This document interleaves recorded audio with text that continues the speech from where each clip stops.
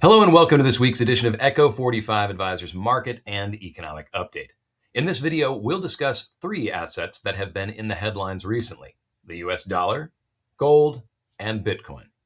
Over the past year, each of these assets has experienced significant swings, driven by shifting views on economic growth, geopolitics, and monetary policy. Understanding what's behind these moves and how each asset fits within a well-constructed portfolio is important for every long-term investor. You may have heard the term debasement trade, which is the idea that government policies will persistently weaken the purchasing power of the dollar, driving investors toward alternatives like gold and Bitcoin. In other words, policies might debase the value of the dollar. Recent developments suggest that this hasn't played out as some had expected. Let's take a closer look.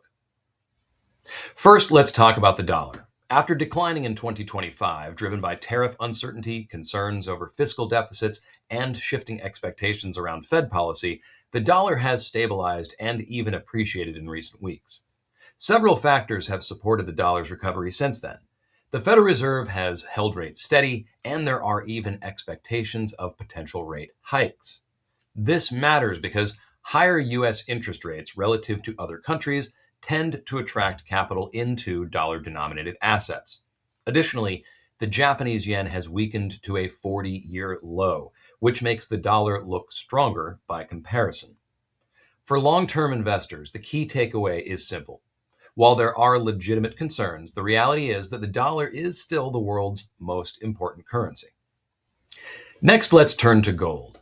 After a strong run that pushed prices to around $5,400 per ounce, gold has pulled back sharply to around $4,100. That is a significant reversal for an asset that many viewed as a hedge against fiscal concerns and currency weakness. Over the past 2 years, gold benefited from a weaker dollar, rising central bank purchases, geopolitical tensions, and growing investor interest. But as the dollar has stabilized, geopolitical tensions have eased somewhat, and the Fed has held rates steady, several of those tailwinds have faded. This kind of boom and bust cycle is consistent with gold's historical patterns. After surging in the late 1970s, gold peaked above $800 per ounce in 1980, and it didn't reach that level again until 2007. The same happened after the 2008 financial crisis. The lesson here is that predicting gold's next move is historically very difficult. For investors, what matters most is understanding gold's role within a broader portfolio, rather than chasing its recent performance.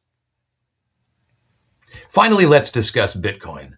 While some view it as an alternative to the dollar and traditional assets, it doesn't always behave that way. Bitcoin reached a new all-time high of around $125,000 last October, but has fallen since to around $60,000. This decline has happened even as the broader stock market has rallied. Bitcoin tends to be highly volatile, rising when risk appetite is strong and falling when uncertainty increases. Price swings of 50% or more within a single year are not unusual, as we've seen recently and back in 2022. Like gold, Bitcoin generates no income, and its value depends entirely on price appreciation. Unlike gold, it has a much shorter track record and remains subject to significant uncertainty. This is why it's important to view all investments as components of a broader, balanced portfolio rather than as standalone assets.